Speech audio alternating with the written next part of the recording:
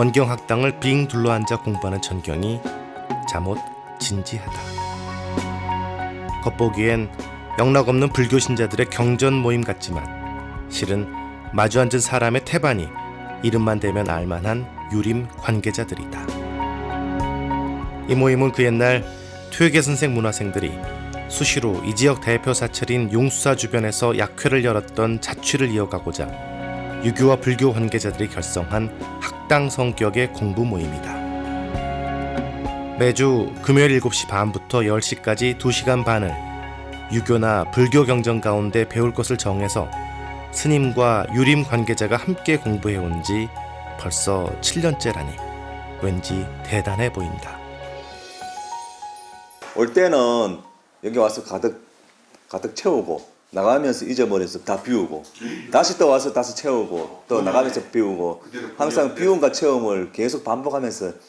그래서 어릴 때는 할아버지가 서당 훈장님 하셨을 만큼 그래 아버지도 계속 유학하시고 집이 또 향교 근처였어요.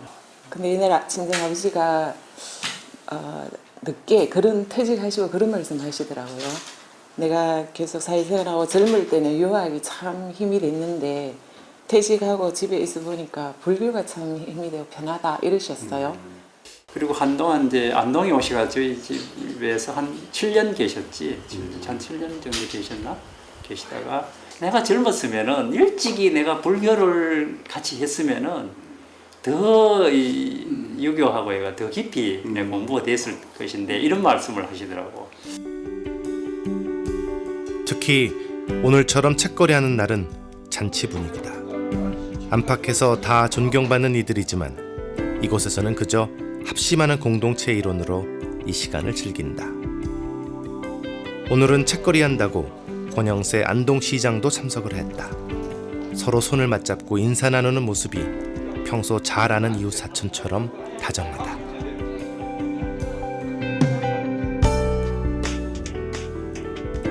정해진 책 한 권을 다 읽고서 그 기념으로 이렇게 모두가 빙 둘러앉아 푸짐하게 차려진 음식을 함께 먹는 모습이 참 보기가 좋다. 공부 책이 좀 우리 공부 모임에서 좀 모아서 새마을문고에 좀 드렸으면 좋겠다. 학당의 회원들이 가져온 책을 지역 사회에 기증하는 것은 그동안 배우고 익힌 것을 나누고 실천하는 과정이다. 이들에게 서로를 존중하고 배려하는 것은 그저 살아가는 일과처럼 자연스러운 일이다. 다 나왔죠? 국회에서 또 이쪽 유교문화권 사업 관계 이런 일이 있을 때마다 상문 스님하고 둘이 같이 일을 해보면 호흡이 상당히 맞더라고요. 그래서 결국은 뭐냐면은 유교와 뭐 불교 이렇게 분리하는 그 자체가 저는 잘못됐다는 생각이 듭니다. 염치와 도리를 바탕으로 나아가 이룩할 때와 물러서서 지켜야 할 때를 분별할 줄 알았던 선비의 길. 자신도 한중으로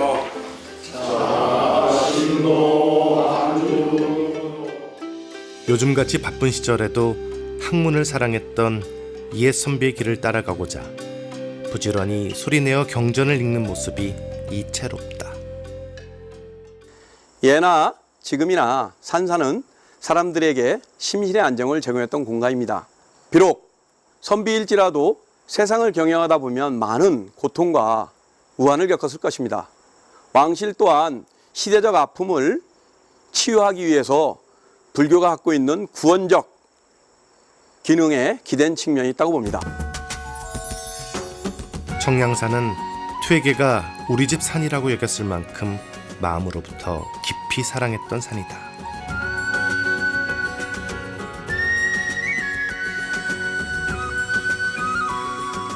오산당 혹은 청량정사라고 불리우는 이 정사는 퇴계 시절부터 집안 자제들이 모여서 공부하는 집이다.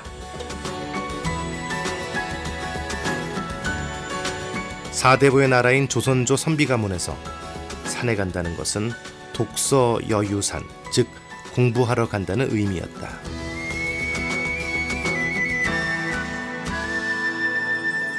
산으로 공부하러 간 선비들이 남겨놓은 것 가운데 빼놓을 수 없는 것이 바로 바위 글씨다.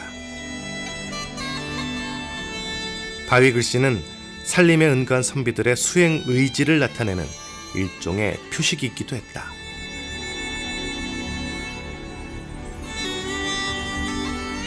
특히 이들은 살림에 은거하거나 산천을 유람하면서 산중의 절을 찾아 승려들과 문사적 교류를 이어가는 경우가 허다했다. 사찰과 스님을 예찬하는 시는 퇴계처럼 선비만 지은 것은 아니었다. 임진왜란 시절 승병을 이끌고 용수에 머물며 극락전을 지었던 서산대사 또한 문장가답게 그의 청어당집에는 퇴계 이황과 주고받았던 시문이 남아있다. 복희의 수리는 삼재의 주인이요 공자의 강상은 만세의 스승이네. 충수와 성경은 공께서 이미 통달했으니 해동천지의 한 남아로다. 서산대사는 퇴계 선생의 서원을 모두 읽고는 감동한 나머지 그를 흠모하는 시를 지어 편지로 붙였다. 공적으로는 유교와 불교가 서로 대척적인 구도로 설정되어 있었지만 실제의 생활 문화 측면에서는 두 계층 간에 끊어질 수 없는 공생의 관계가 형성되어 있었습니다. 그 유서 깊은 산사에는 신문이 뛰어난 그 시승들이 많았기 때문에 그 선비가 산사에 찾아들면 즉석에서 자연스럽게 그 문사적 교류가 전개될 수 있었습니다. 숭유 억불의 시대에 불교가 살아남을 수 있었던 배경에는 선비와 스님 간의 문사적 교류만은 아니었다. 생사 해결의 기도처가 절실했던 왕실의 묵인과 지원도 한몫했다. 오대산 상원사는 세조와 깊은 인연을 간직한 사찰이다. 세조는 조카인 단종을 몰아내고 왕위에 오른 대가로 얻은 병을 치료하고자 이곳 오대산 상원사로 왔다.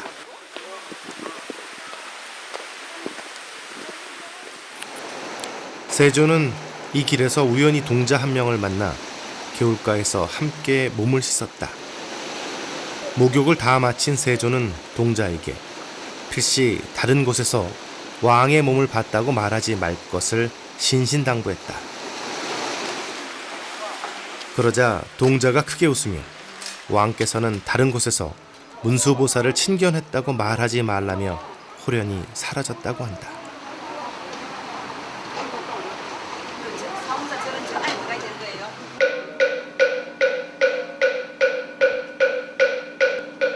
상원사에 봉안된 문수동자상은 이때 병이 다 나은 세조를 대신해 사위 내외가 고마움을 표현하고자 봉안했다고 한다.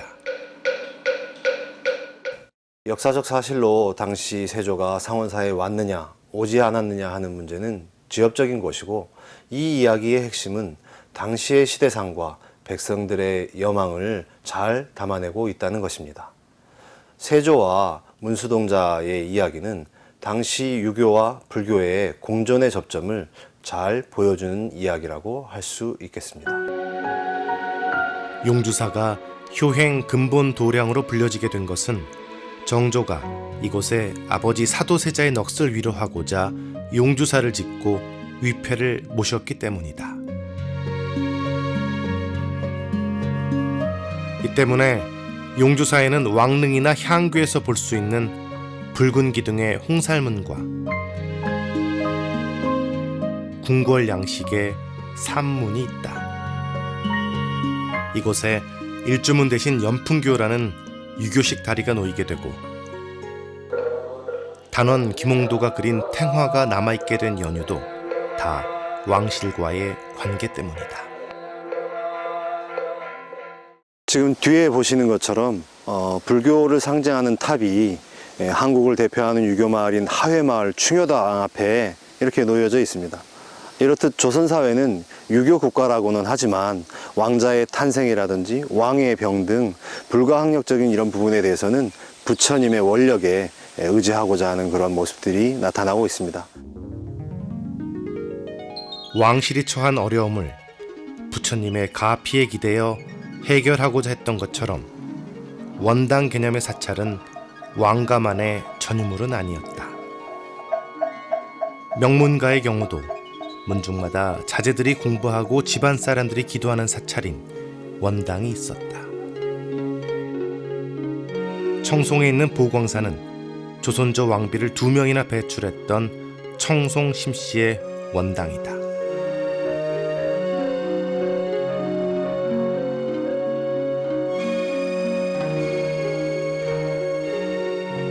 안동 지역에도 이러한 흔적들이 곳곳에 남아있다.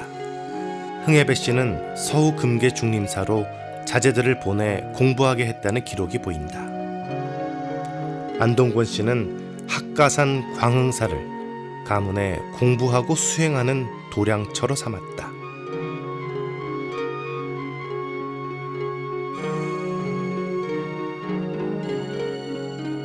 안동 지역의 동쪽인 임동면 무실과 박실 지역에 대대로 세거했던 전주류 씨는 아기산 봉황사를 가학하고 기도하는 사찰로 삼았다.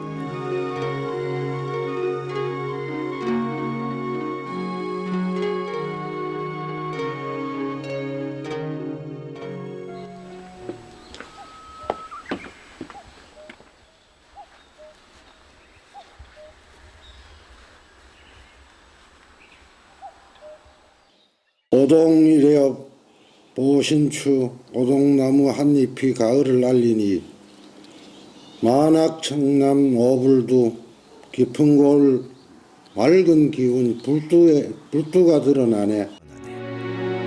백발은 소소하게 어느 곳에 이르는가. 사귄정은 역력하게 모구에서 논이렀네. 노승은 한가롭게 쉬고 구름 눈썹 소활한데 부자의 공명은 세월과 함께 흐르네. 현회가 비로소 시명에 달렸음을 아니 담소에 하늘이 청풍의 누를 빌려주네. 이 시는 효령대군의 후손 가운데 스님이 된 송계당 나식이 무실 사는 청위 류승현의 시에 차운한 것이다. 류승현은 송계당이 주석하고 있던 봉황사에 들러 시를 주고받으며 각별하게 지냈다. 특히 경북 지역의 스님과 선비 간의 문사적 교류를 논하면서 빼놓을 수 없는 것이 안동시 도산면에 있는 용수사와 퇴계 이황 집안과의 인연이다.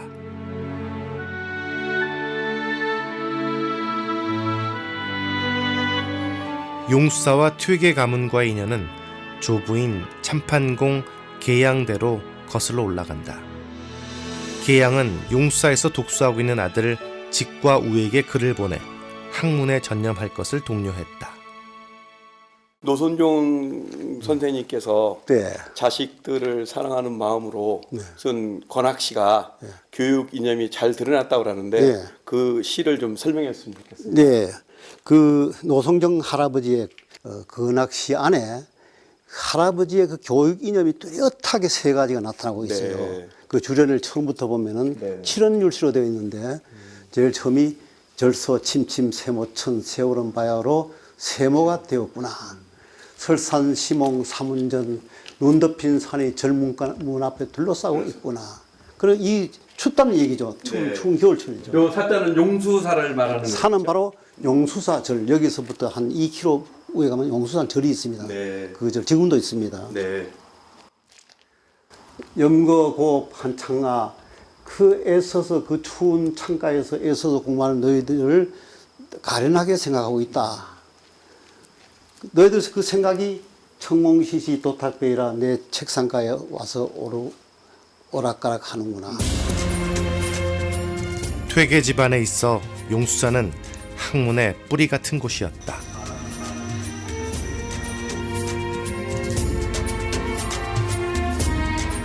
퇴계의 할아버지인 노송정 때부터 시작한 인연이 대대로 이어지면서 집안 자제들이 이곳에서 공부하는 오랜 전통이 세워졌다. 용수사에서 부지런히 공부한 덕분에 퇴계의 삼촌인 소홍제 이유가 문과에 급제하는 등 용수사는 그야말로 퇴계 집안의 공부방이었다. 퇴계와 그의 형 온계 이해 또한 대과에 급제하여 오늘날의 진성이씨 가문이 세상에 우뚝 서는 계기를 만들었다. 퇴계 또한 어릴 적 용수사에서 공부한 이래 조정에 있다가 고향 도산으로 돌아왔을 때도 늘 용수사 찾는 것을 잊지 않았다. 퇴계와 용수사의 이 같은 인연은 그가 세상을 등질 때까지 계속되었다.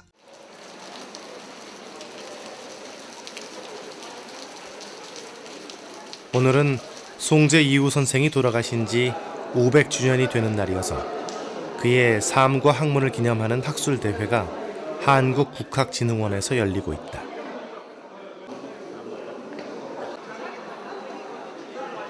오늘날 퇴계 가문이 있게 한 중흥조를 기리는 학술대회인 만큼 전국에서 후손들이 많이 찾아왔다.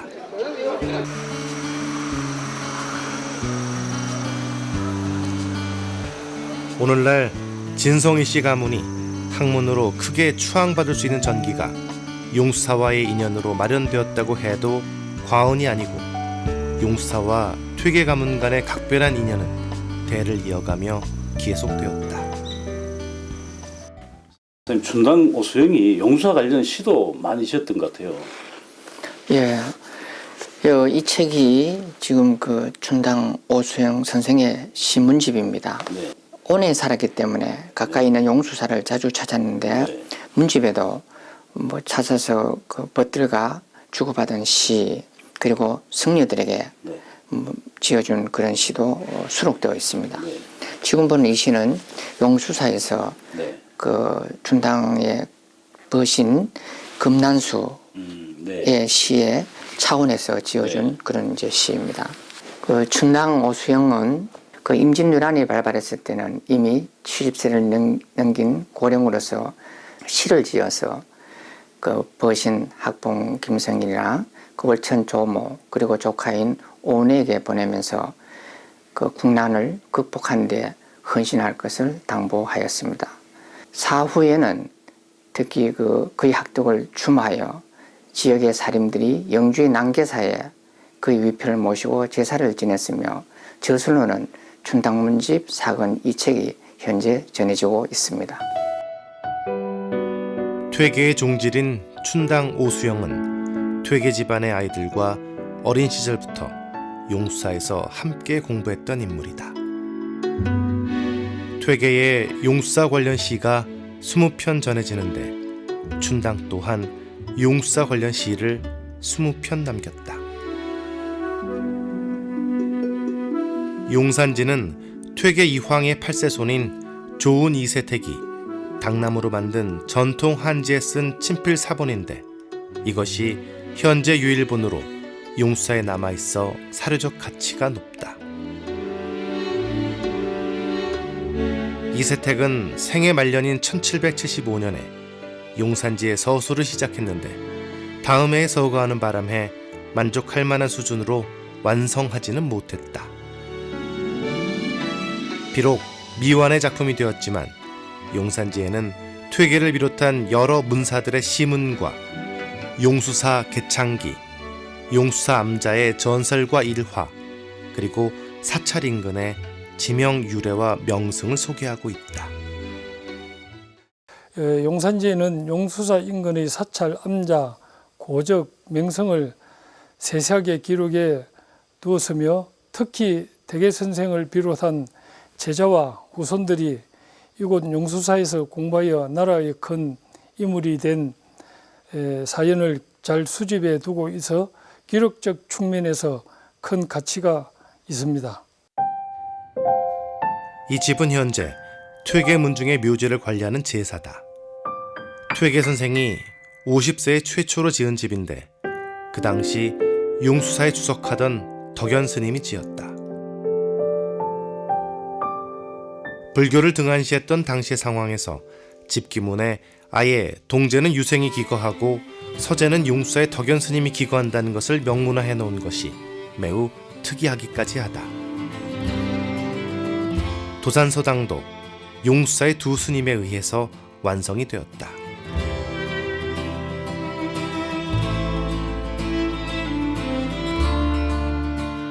퇴계는 도산서당 설계도를 직접 그리고는 건축을 용수사 주지 법년 스님에게 맡겼다.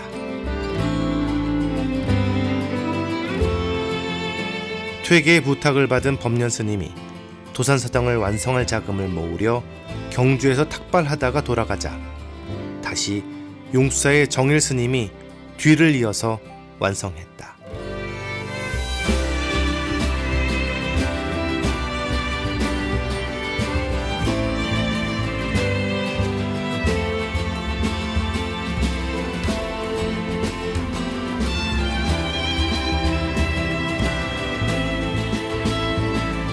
용수사는 퇴계 집안은 물론이고 어부사시가, 효로가 등 영남 가단을 개척해 국문학사의 일대 획을 그은 농암 이현보 가문과도 깊은 관련을 맺고 있다.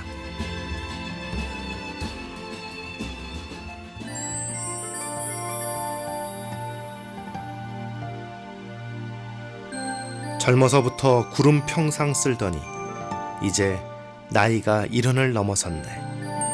뒤쳐준 후회에 잠 못 이루어 새벽달이 반쯤 산 위에 걸려있네. 농암 이현보의 아들인 매암 이숙량이 용수사 승인 스님에게 지어준 시다.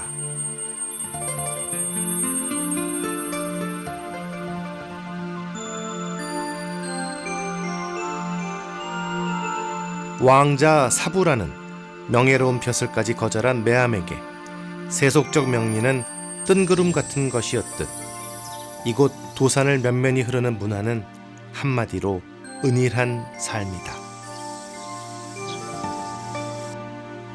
용수사 약회는 당시 예안지역 사족이 모두 참여를 할 만큼 영향력이 컸다.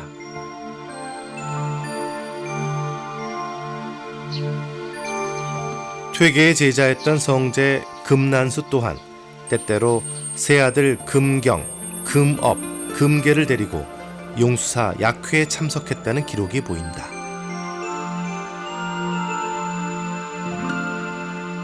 용수사에서 독서를 할 만큼 예안지역 사족에게 용수사는 모두 강학지소고 기도처였다. 매헌금보가 남긴 기록을 보면 용수사 약회에는 영천이씨 이문량, 이숙량, 광산김씨 김부필, 김부륜, 횡성조씨 조목, 봉화금씨 금난수, 금응훈, 전주리씨 류빈, 진성희씨 이빙, 이충, 이건이 참석했는데 이들은 당시 예안 유림을 영도하는 위치에 있었다. 도산 예안지역 사림들은 조선이 개국하면서 유교를 주도적으로 받아들이고 발전시켰지만 삼국시대로부터 이어온 불교에 대해서도 배척하지 않고 유연하게 수용했습니다. 특히 퇴계 선생을 비롯한 예안 도산 지역 선비와 스님들 간의 문사적 교류는 그 어느 지역보다도 활발하게 이루어져 가지고 유불의 공존을 통해서 새로운 미래를 열어갔다고 할 수 있습니다. 유불의 공존을 모색했던 이러한 기류는 퇴계사 후 문중은 물론 제자들을 통해 더욱 가속화되었다. 퇴계의 주자학적 논변을 신봉했던 영남학파와 그의 정신을 흠모했던 선비와 스님 간에도 시를 매개로 하는 문사적 교류가 활발하게 이루어졌다.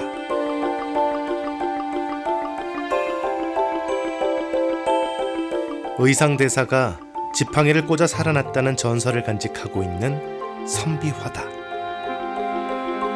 퇴계는 풍기군수로 있으면서 이곳 부석사를 자주 찾아왔는데 조사당 처마 밑에 생육하고 있는 선비화를 보고 감탄하여 시 한 수를 남겼다.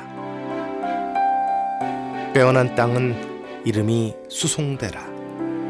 신선세계의 풍경이 절로 아름답네. 복사꽃이 물에 떠 흘러가고 샘과 돌은 어지러운 구름에 묻혔네. 준걸한 채색은 퇴계의 글씨고 고상한 기풍은 갈개 노인의 회포라네. 신선의 구역에 아직 가보지 못해 꿈속에서 생각이 붉은 언덕을 도네. 이 시는 퇴계가 갈천 이문혜 씨에 차운한 것을 동계대사가 다시 차운했는데 당시 선비와 스님의 문사적 교류의 관계를 잘 보여주고 있다.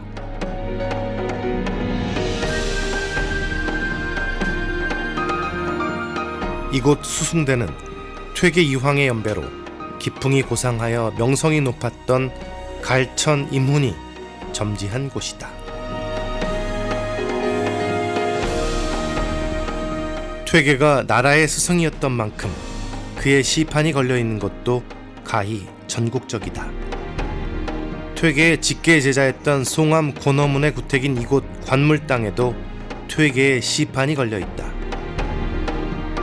퇴계의 시판은 세계 유네스코 문화유산인 이곳 봉정사 말고도 현재 경남 진주 청곡사, 경남 거창 사락정, 광주 광진구 풍영정 등 33곳에 걸려있다.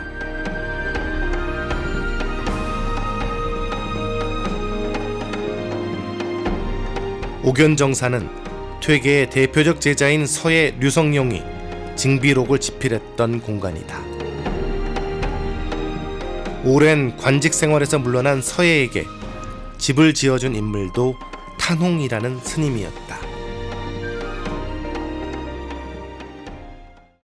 스님이 강 건너 북쪽에 좋은 터를 발견하시고 집을 짓고자 하셨는데 재력이 넉넉지 않으셔가지고 고심하고 계셨는데 탄홍 스님이 그 사실을 알고 1576년도부터 10년 동안 시주를 하셔가지고 1586년도에 집을 완공했습니다.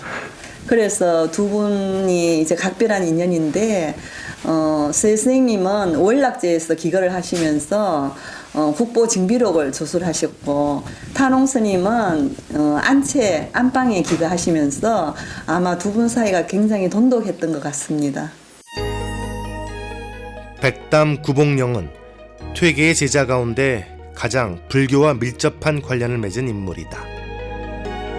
시문에 밝았던 그는 소백산 승려 사경, 청량사 승려 옥징 영정, 삼각산 승려 보훈, 백암산의 경진 등 수십 명의 스님들과 교유하며 그들의 시축에 수많은 글을 남겼다. 퇴계 제자 가운데 금계 황준양 또한 불교에 대한 이해가 매우 높았던 인물이었다.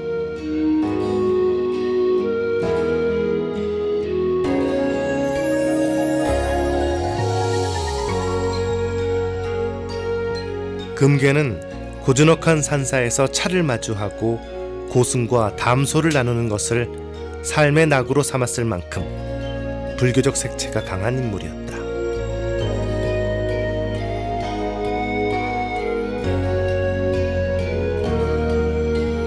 집으로 찾아온 수많은 승려들의 시축에 제발을 써주는 것 또한 그의 삶에 크나큰 위안이고 즐거움이었다.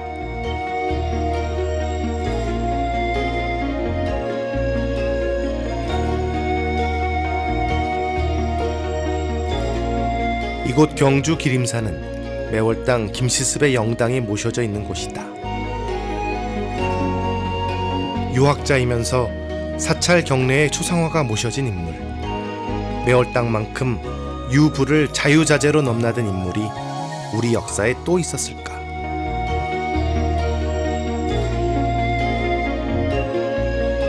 김시습은 세조가 조카 단종의 왕위를 찬탈하자 세상과 등지고 스스로 용장사에 은거하며 우리나라 최초의 한문 소설인 금오신화를 썼다. 유학자이면서 스님이었기에 바람 같았던 매월당 김시습의 자취는 이곳 운문사에도 남아있다.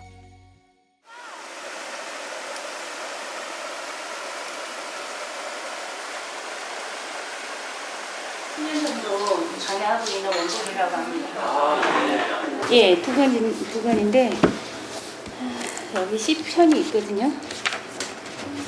무의도가라든가 이런 거에 따라서 이제 여기도 이제 문구곡가라고 이렇게 그런 이제 시들도 있고요.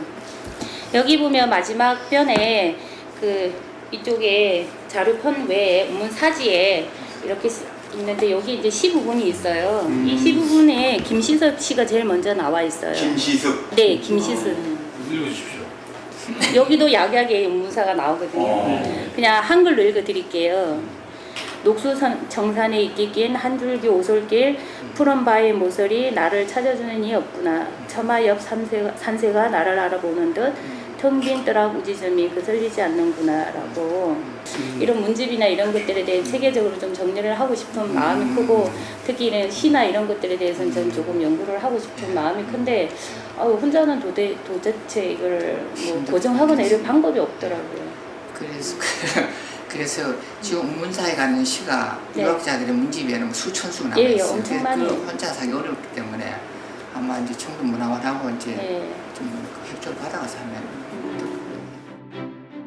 유학자의 신분으로 스님이 되었던 매월 땅의 삶은 이곳 운문사 약학계와 운문구곡의 전설로 남아있다.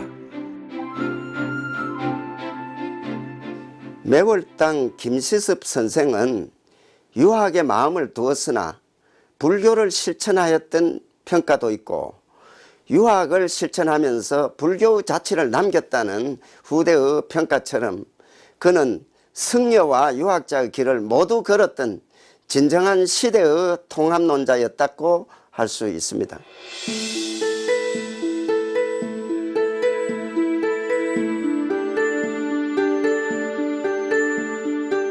추사 김정희 또한 불교에 대해 해박한 지식을 보유한 인물이다.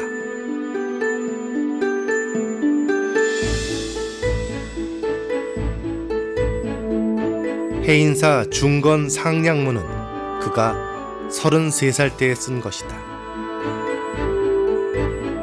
추사의 불교와의 깊은 인연은 그의 집안이 고향 충남 예산에 화엄사를 직접 중건하고 그가 당대 선지식이었던 벽파 스님과의 선 논쟁으로 당시 유불 사상계에 큰 화제를 불러일으킨 데서도 알 수가 있다. 화엄사는 영조의 부마 월성위 김한신이 중건했고 절 이름은 영조가 명명했으며 현판은 월성위가 쓴 것이다. 절 뒤편 기암에는 추사의 암각문이 새겨져 있다.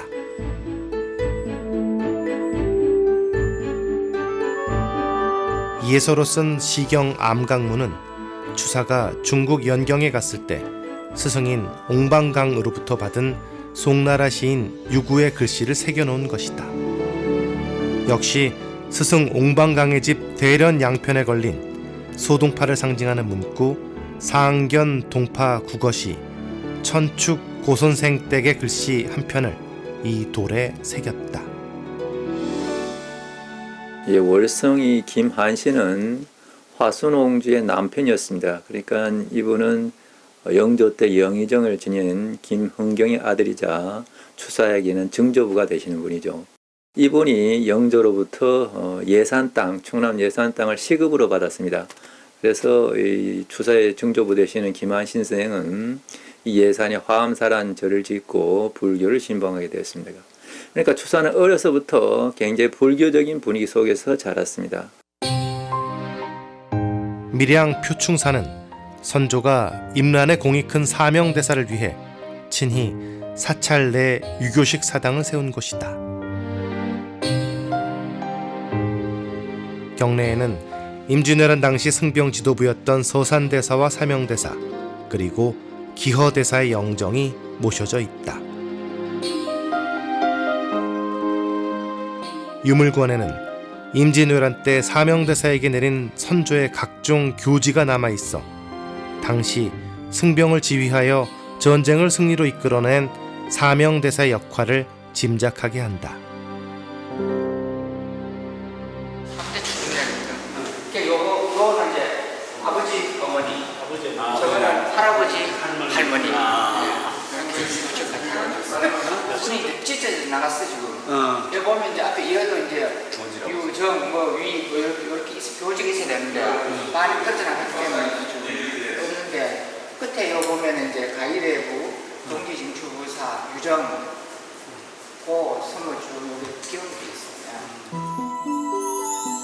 사찰 경내에 유교식 사당과 서원이 있는 곳은 아마 전국에서 이곳이 유일할 것이다. 지금도 춘추 향사는 승려가 아닌 밀양시장이 주재한다. 표충사는 밀양 말고 해남 대흥사에 하나 더 있다. 밀양 표충사가 사명대사를 주격으로 모셨다면 이곳 대흥사 표충사는 서산대사를 모신 사당이다.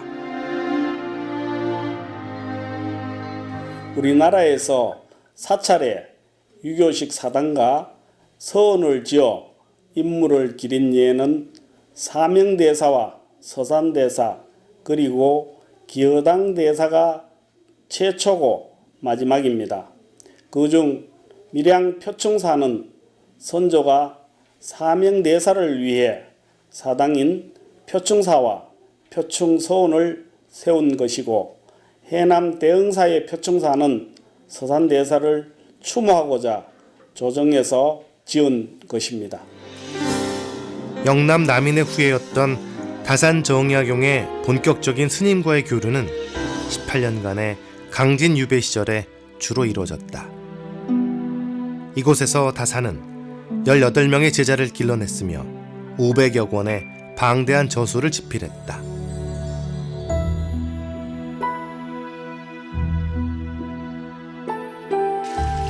호이 스님에게 보낸 편지에서 보듯 다산은 이곳 강진에 있는 동안 대둔사와 백년사의 안익, 가간 스님들과 유불의 경계를 넘어 학문을 토론하며 다산 학단을 형성했다.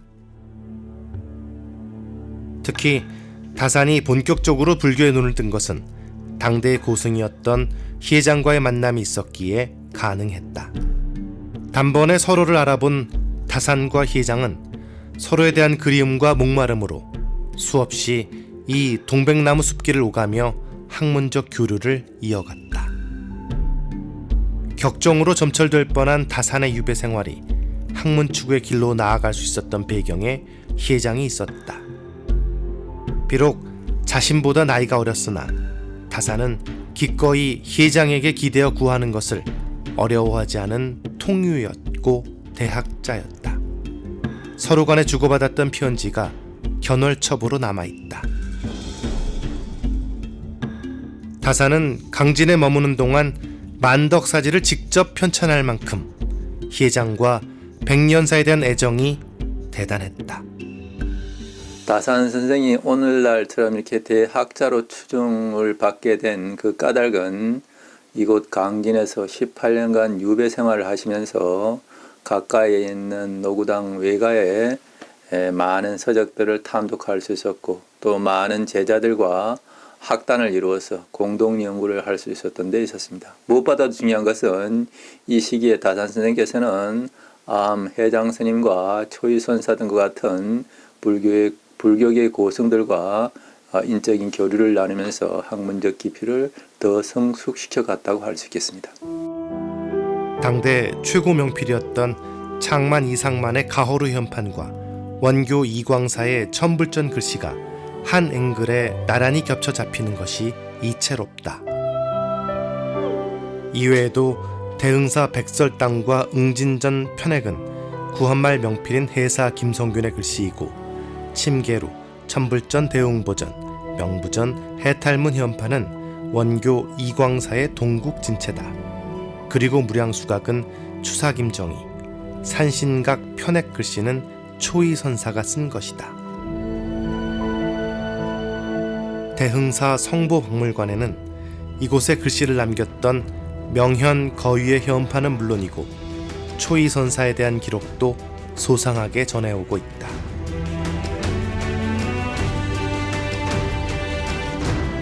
시와 그림 그리고 문장에 모두 능했던 초이선사야말로 진정 선비와 문사적 교류를 제대로 이룩했던 인물이었다. 다산의 아들인 정학연과 깊은 우정을 나누었던 초이는 다산 밑에서 동문수학했던 해남 윤선도 가문의 자제들과도 연을 맺는다.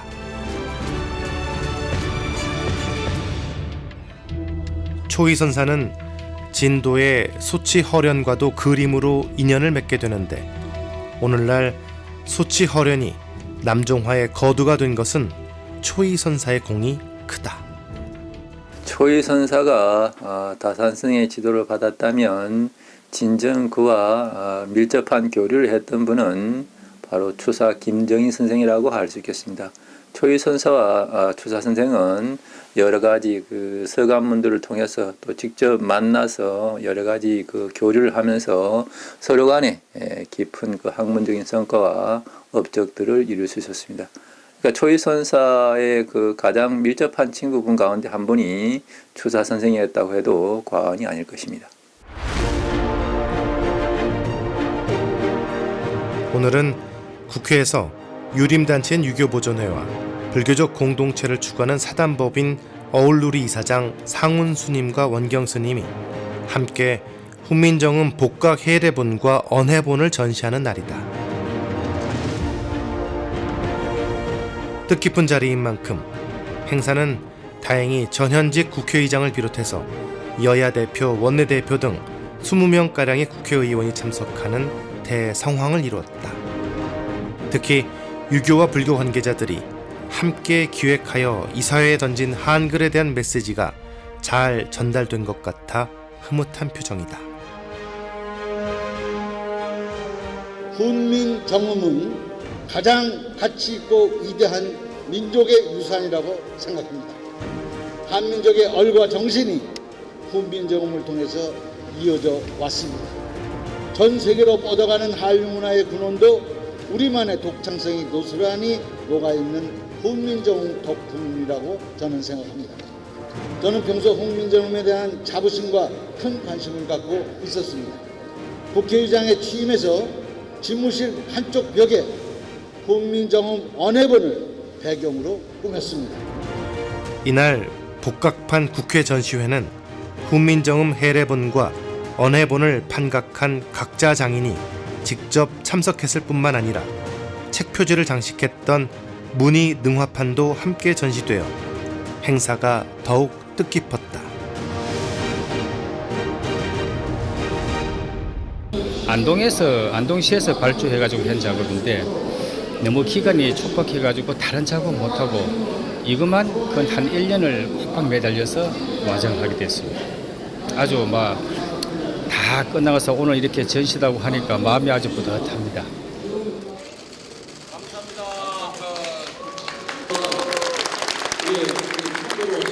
그래서 이번 계기를 통해서 어떤 유교와 불교가 어떤 이 시대에 또 대한민국이 갖고 있는 정체성을 좀 더 풍요롭게 살 수 있는 계기가 됐다면 좋겠다는 생각입니다.